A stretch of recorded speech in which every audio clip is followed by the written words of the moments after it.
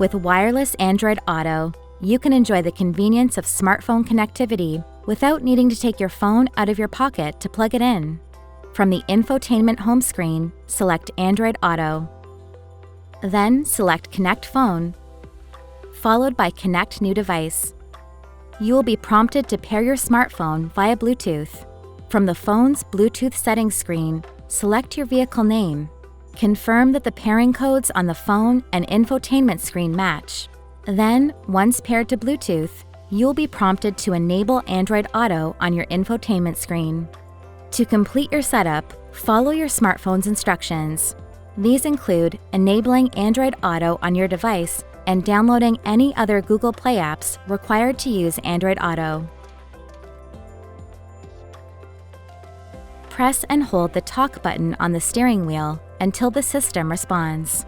Then, you can ask Google to make phone calls, send messages, get directions,